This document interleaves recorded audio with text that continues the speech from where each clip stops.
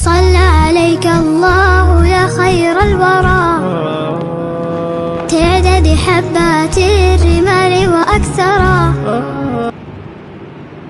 الحمد لله وكفى وسلام على عباده الذين اصطفى.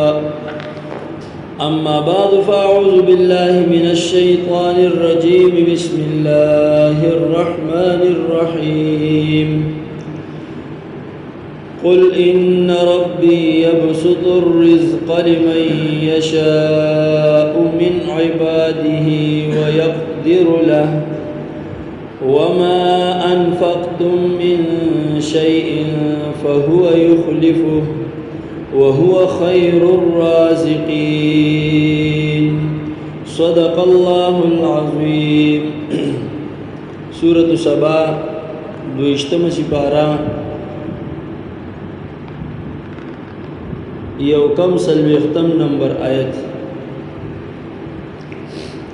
پدی آیت کہ اللہ جل جلالہ کیفیت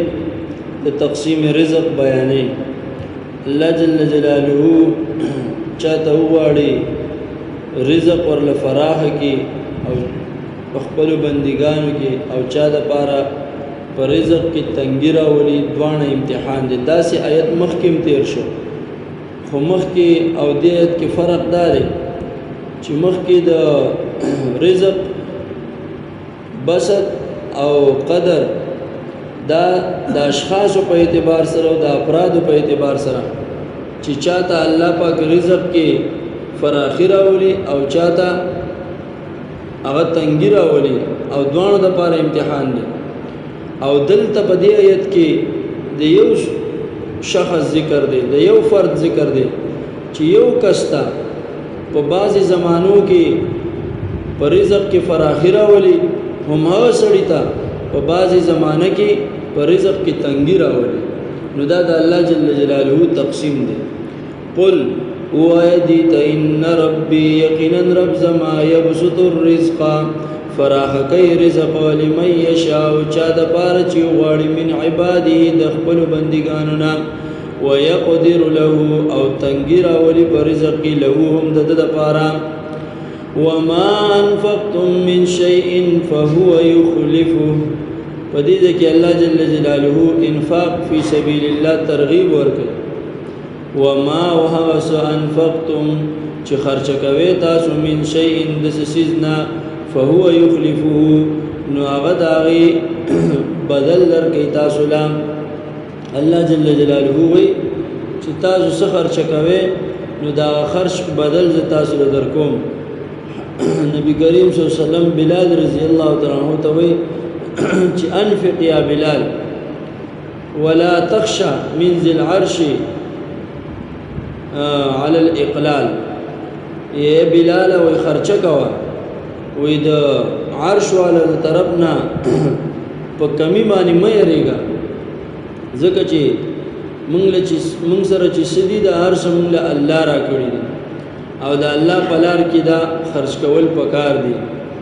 مواقع راځي نو باغی باندې دا الله په لار کې خرج کول دا ضروری دي. ځکه بخل دا بد صفت ده، مذموم صفت ده، او سخا دا محمود صفت ده، ښه صفت ده. السخی قریب من الله وقریب من الجنه. سخی دا جنت ته نږدې، الله ته نږدې. والبخيل بعيد من الله وقريب من النار. او بخیل سره د الله نه لري، د الله د رحمت نه لري، د جنت نه لري، جهنم ته نږدې. ساری او پرشته اعلان کې اللهم اعطي منفقا خلفا. اے الله وي خرج کون کی تا بدل ورکي وممسكا تلفا او بخیل تا نه خرچ کون کی تا تباہی ورکی دا عمل ضایع کی تباہ کی. نو کم خلق چې خرچه کوي یمحق الله الربا ويربي الصدقات. سود وی مال ختمی او صدقی مال سیوا کوي. ګوره د کم کوی نه چې بار بار وباسي نو هغه کوی چیندار شي چیندار.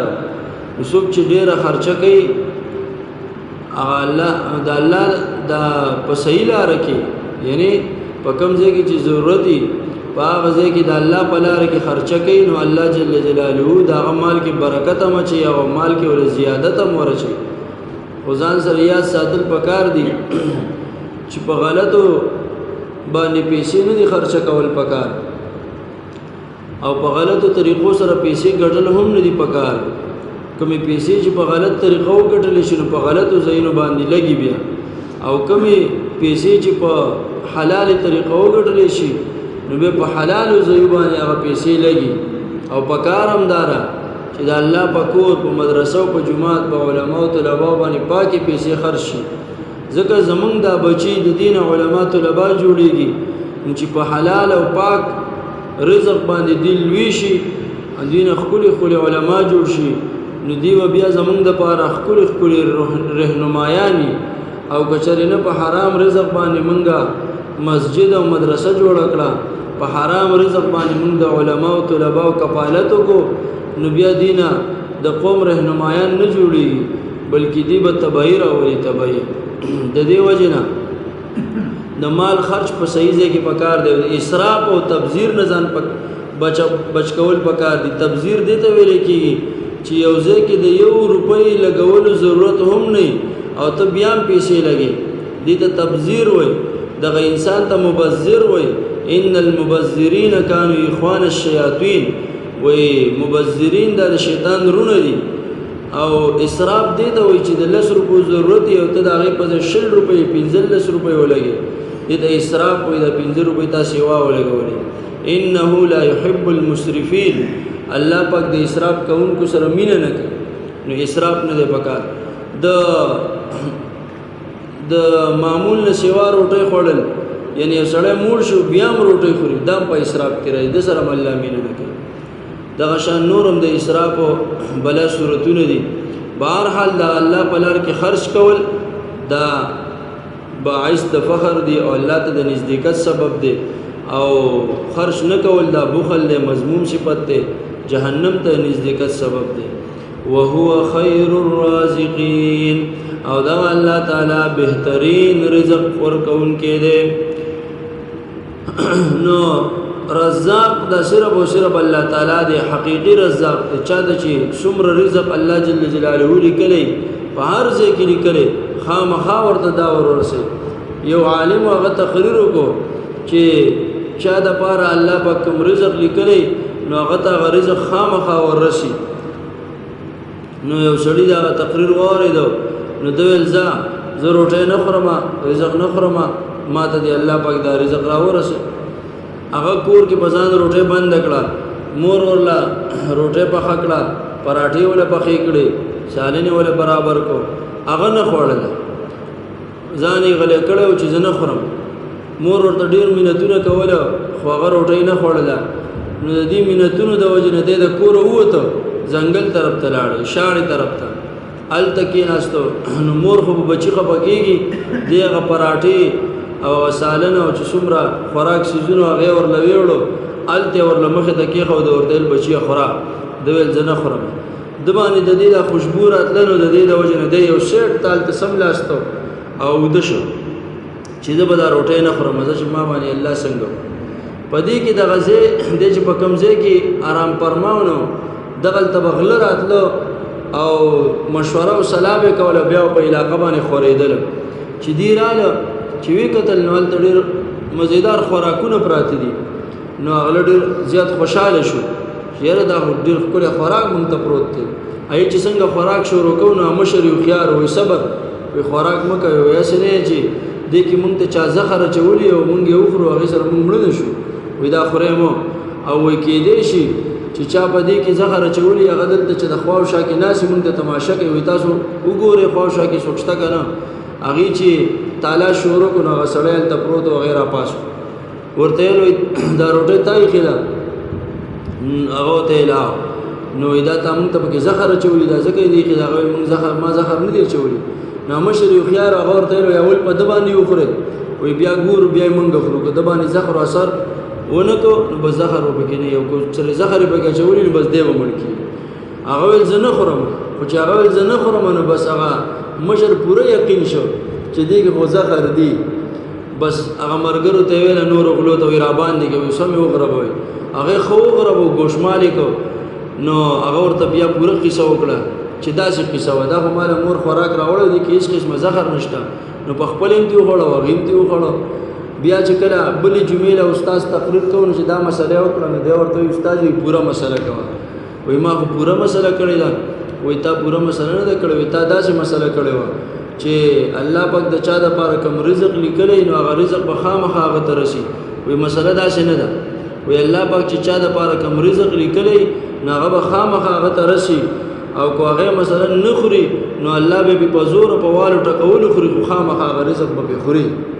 نو الله پاک کوئی ز خیر الرازقین بهترین رزق ورکون کېما کم څه چې الله پاک د چا د پاره لیکلی او په کم ځای کې لیکلی هغه ځای ته به رسي و یوم یحشرهم جميعا او یاد کا اورس چې راجم بکی دا ټول کافران دلته د قیامت منظر بیان تذکیر بما بعد الموت کوي چې د مرګ نه پس به الله پاک دا ټول خلق راجم کی عابد او معبود یعنی دا کوم خلکو چې شرک او کفر کړي دي نو چې چا شرک کړي مشرکان دي چې د چا دی عبادت کو معبودان مولا راجم کی الله جل جلاله به فرشتو ته وای چې د کافرانو د فرشتو عبادت کو یا خدا شیطانان مدین راتللو او ځان به فرشتي ښکارا کو او داغي عبادت به کو په دې نیت به کو چې دا فرشتي د الله نور دي نعوذ بالله او موږ به د دې عبادت کو نو دی به د قیامت پر زمون سفارش کو نو په دې آیت کې الله جل جلاله هغه منظر بیانوي دی فرشتو ته وای چې دا خلکو چې تاسو عبادت به کو نو فرشتي ورته وای چې ته د هر عیب نه پاکي زمون تعلق او واسطه خو تاسو د عبدیت او معبودیت تعلق زمون تاسو سره دی فرشتي به الله ته وای د دې سره زمون هیڅ قسمه تعلق نشته الله ته خپته ده چې دی د فرشتو دې ته نو ویل چې زمون عبادت وکي خود دې د عابدانو د رسوا کولو د پاره به الله پاک فرشتو ته وای چې تاسو دې ته ویل چې زمون عبادت وکي نو اغي فرشتي ورته وي چې دیو د جناتو عبادت کو د شیطانانو عبادت به کو شیطانان بوله راتللو اکثر به بدی کې مشرکان کافران و یوم یحشرهم ویادک اور راجم بکی الله تعالی دوی جميعا ټول پټولا یعنی دا سرداران محمد راجم کی او دا حقته طبقه بم راجم کی ثم یقول بیا بویل الملائکه فرشتوتا اها اولای آیداد ایاکم خاص تاسو کانو یعبدون چې دی عبادت کو قالوا دا فرشتي بوي سبحانك تطهر ابن پاکي انت ولينا تزمنګ دوستي من دونهم ما سوا د دینا یند دي سره زمنګ هیڅ قسمه تعلق نشته د عبدیت او معبودیت تعلق زمنګ صرف تاسو سره دی بل کانوا بلکی دی یعبدون الجن دی با عبادت کو د شیطانانو جن مراد شیطانان دي اکثرهم اکثر پدی کې بهم مؤمنون پاغي باندې ایمان لرون کې یقین به بساتو یعنی دی اکثر کافرانو مشرکانو با پدغه شیطانانو باندې ایمان راوړو فاليوم ننرد لا يملك بعضكم لبعض مالک بنی پتاسو کې اس یو کس د بل کس د پاره یعنی بعض د بعض د پاره او مالکان نه نفع د هیڅ قسم نفع ولا ضر نه د څه تکلیف ټول به عاجز نه به څوک چاله نفع ور کول شي او نه ضرر ونقول من بوایو للذین خلق تظلموا چغی ظلم کړي ذوقوا صبر توایو ذوقوا وسکه عذاب النار التي عذاب دا غورو کنتم بها تکذبون چې تاسو باغی ته دروغ نسبت کو یعنی کوم اور به تاسو دروغ غنو باغی کې اوس وځي وَإِذَا تُتْلَى عَلَيْهِمْ آيَاتُنَا هر کله چې تلاوت شو په دی باندې زمونږ د آیتونو بینات واضح او ښکارا قالوا دی بویل ما هذا الا رجل وین دې دا سړی مگر یو داسې سړی دی نبی کریم صلی الله علیه وسلم یادو و یرید اراده کوي ان یصدکم چې من کی تاسو عما ده وسنا کان یعبد اباؤکم چې تاسو پلارانو به عبادت کو یعنی تاسو پلارانو چې سره عبادت کو بس دا غینم صرف منکې نور خو د څه مقصد نشته خپل مشری د باندې کوي نعوذ بالله وقالوا او دی ویل ما هذا الا ندی دا کلام الا افکم مفترا مگر دروغ د ځان نه جوړ کړی شوی د قرآن ته به دغه نسبت کو چې دا قرآن د ځان نه جوړ کړی دی وقال الذين كفروا للحق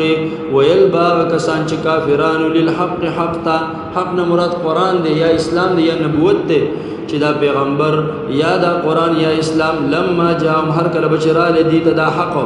ان هذا ندیب ویل نه دی دا الا سحر مگر جادو مبین خکارا نګورا د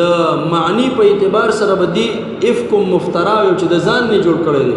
او چې کله به د قرآن الفاظ ته وکړه د اعجاز او د تراکیب او د فصاحت او بلاغت به ولیدو نو به ویل سحر مبین دا ښکارا جادو دی